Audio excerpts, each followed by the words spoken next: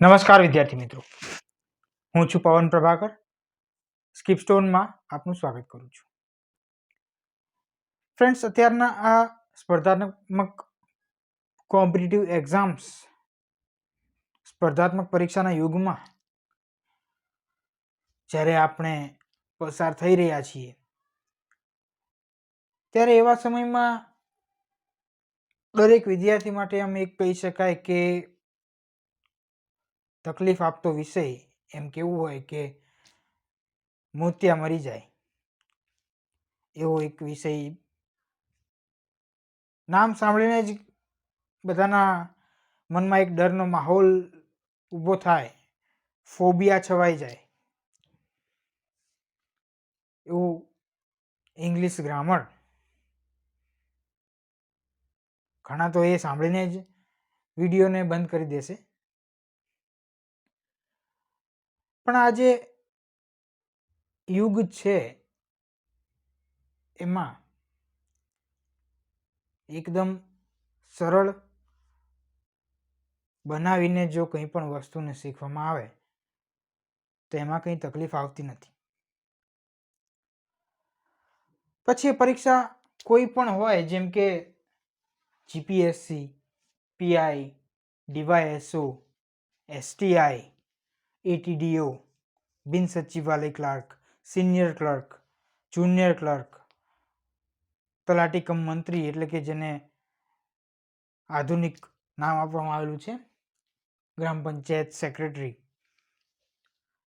DGVCL, PGVCL, MGVCL, UGVCL, કે પછી PSI, constable, railway છે, બેન્કિંગ છે,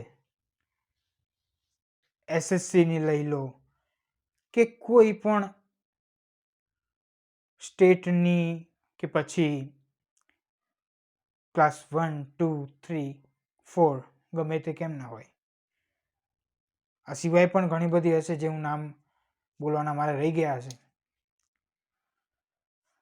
તો આમાંથી કોઈને કોઈ પરીક્ષામાં ખૂબ એક મોટો એવો ભાગ ભજવે છે.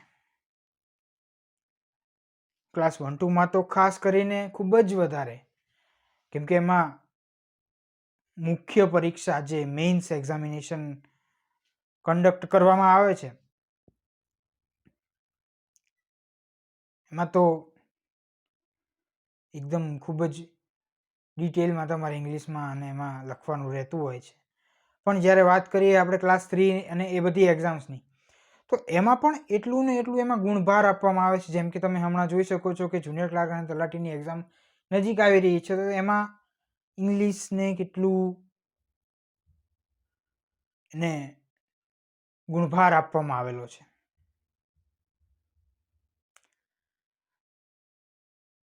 તો આવા સમયમાં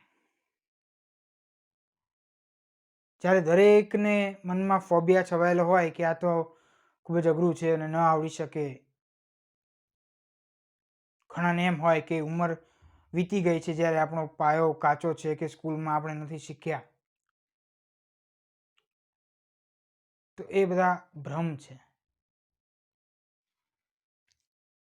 બરાબર? કારણ કે જાગ્યા ત્યારથી સવાર. એટલા જ માટે એક્ઝામ કોઈ પણ હોય, કારણ કે તમે જુઓ ભારતમાં 28 રાજ્યો છે, 8 કેન્દ્ર શાસિત પ્રદેશ છે, તો એ પછી તમે યુપીએસસી આપો કે પછી તલાટી આપો, એ આંકડો બદલાવાનો નથી. 28ના 28 જ રાજ્યો રહેવાના છે અને 8ના 8 જ કેન્દ્ર શાસિત પ્રદેશો રહેવાના છે. એ જ રીતે ગુજરાતમાં 33 જિલ્લાઓ રહેવાના છે. પછી એક્ઝામ કોઈ પણ હોય એ જ રીતે દરેક વિષયનું પણ કંઈક આવું જ છે. સિલેબસ સેમ જ હોય છે. હા, અમુક એક્ઝામમાં તમારે વધારે ડીપમાં ઊંડાણપૂર્વક ઉતરવું પડે, પણ વિષય એનો જ રહેવાનો છે.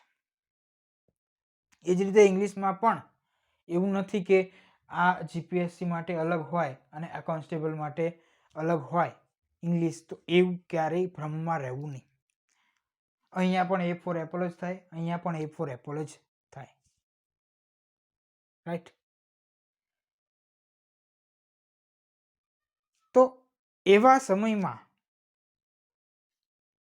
આપ સર્વે વિદ્યાર્થીઓ માટે કે જેઓ દૂર દરાજના ગામડાઓમાં રહે છે, જેમની આર્થિક સ્થિતિ બરાબર નથી, જેઓ ક્લાસીસ જોઈન કરી શકતા નથી અને ઘણા બધા કારણો હોઈ શકે, તો એમના માટે સ્કિપસ્ટોન લઈને આવ્યું છે એક ખૂબ જ ધમાકા ઓફર કે જેમાં સંપૂર્ણ અંગ્રેજીનું જે વ્યાકરણ છે, ઇંગ્લિશ ગ્રામર છે, એ તમને માત્ર ને માત્ર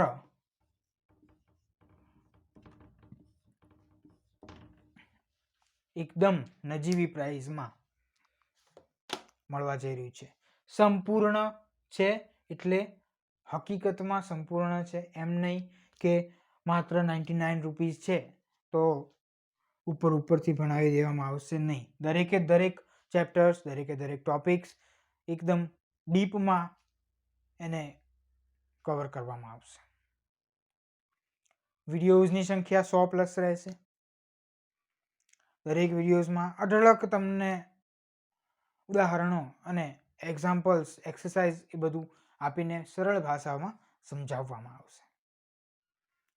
તદુપરાંત સમયાંતરે ટેસ્ટ સિરીઝ અને ડાઉટ સોલ્વિંગ સેશન પણ રાખવામાં આવશે, જેથી કરીને ઓફલાઈન જેવો માહોલ બની રહે.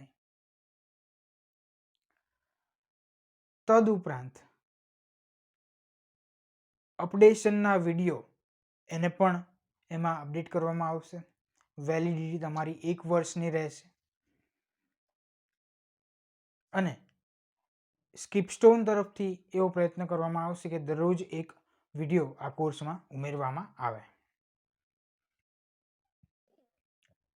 આપ સૌને વિનંતી છે કે આ કોર્સને દૂર દરાજના ગુજરાતના ગામડાઓમાં રહેતા વિદ્યાર્થીઓ સુધી પહોંચાડી દો કે જેઓ ઇંગ્લિશથી ડરે છે, એમના મનમાં ફોબિયા છવાયેલો છે,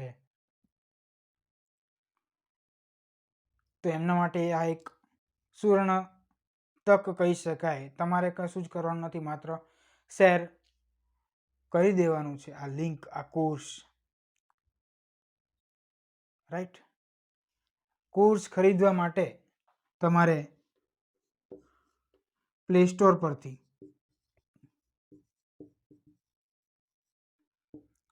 ડાઉનલોડ કરવાનું છે સ્કિપસ્ટોન લર્નર્સ એપ.